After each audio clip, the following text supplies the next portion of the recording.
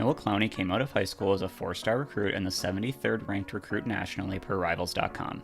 He made visits to Florida, Indiana, and Virginia Tech before ultimately committing to Alabama in November of 2021. Clowney went on to have a very solid, if statistically unspectacular, season for Alabama. He started all 36 games he appeared in for the Tide, playing about 25 minutes per game. Clowney filled a kind of glue guy role for Alabama, only breaking 20 points in a game once, but contributing on the glass and on the defensive end of the floor. His talents were recognized enough in that he was named to the All-SEC freshman team and has begun to show up at the end of the first round in mock drafts. He might not have the star upside that other first-rounders do, but all the little things he did at Alabama are being recognized by NBA evaluators.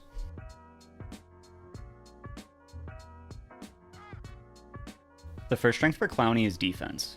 Clowney isn't the biggest guy. He measures in at 6'10", 210 pounds. He also isn't the most athletic guy. He does have some nice length with a 7'2" wingspan, but outside of that he's fairly normal from a size and athleticism perspective relative to other power forwards. But despite this, Clowney was able to impact the game defensively effectively at Alabama. Clowney has good mobility, giving him the ability to be switchable around the defense and do some defending on the perimeter, and he moves his feet well to force the offensive players to go through him if they want to get to the basket. He never gives up on a play defensively, even to his detriment, contesting shots at the basket even if it means getting dunked on from time to time. Clowney might never be an all-NBA defensive team type player, but he looks like he could be a solid contributor to an NBA defense. The next strength for Clowney is his hustle. Clowney has some talent, hence why he was a 4-star recruit and a top 100 player in high school. But he's not quite as flashy as other players in this draft class. He doesn't score a ton, he isn't out there dunking all over guys or firing cross-court passes to teammates. What has allowed Clowney to stand out is how hard he plays at all times. Clowney never gives up on a play on either end of the floor. If there's a 50-50 rebound or a loose ball, he's always in the scrap fighting for it. He flies around away from the ball on offense, always seeming to fill a space at the right time to make himself available for a pass. He's just a guy that does all of the dirty work and seems to enjoy it. If he's able to get on the floor consistently in the NBA, he seems like a guy that coaches, teammates, and fans will love.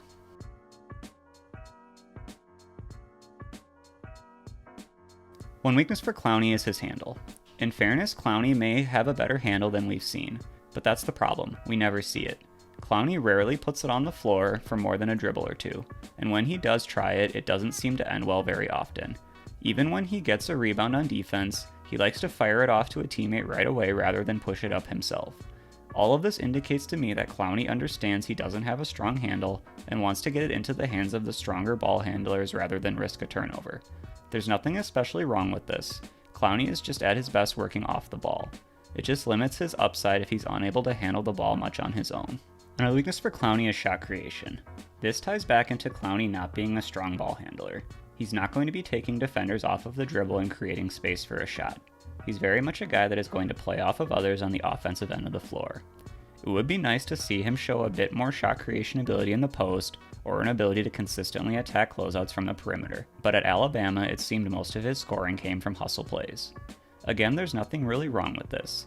He could very well have a great career playing hard defense and hustling hard. He just doesn't have the star upside.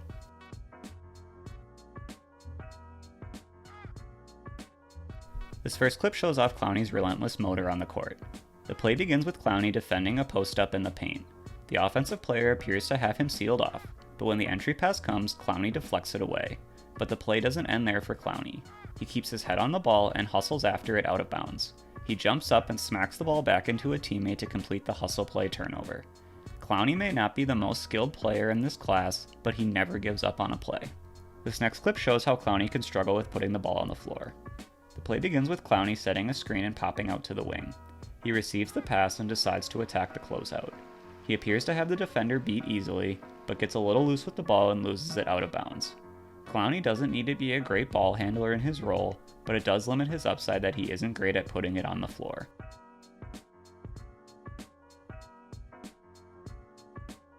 Noah Clowney has been a late riser at mock drafts and likely for good reason.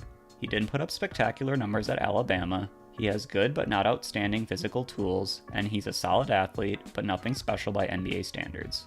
What evaluators are now seeing upon closer inspection is all of the little things that Clowney brings to the table. He plays hard-nosed defense and never quits on a play on both ends of the floor. I don't think Clowney is ever going to be more than a nice role player, but having a versatile big man with his motor and skill set is a valuable thing to have as an NBA team. My NBA comp for Noah Clowney is Kevon Looney. Looney has never been a guy that puts up big stats. This past season he averaged career highs in points and rebounds with 7 and 9 respectively, but he has been a key contributor to 2 Warriors championships by doing all of the dirty work that the team needs him to do. Maybe Clowney can be a bit more of a contributor on offense with his 3-point shooting, but he'll likely fill a similar role at the next level.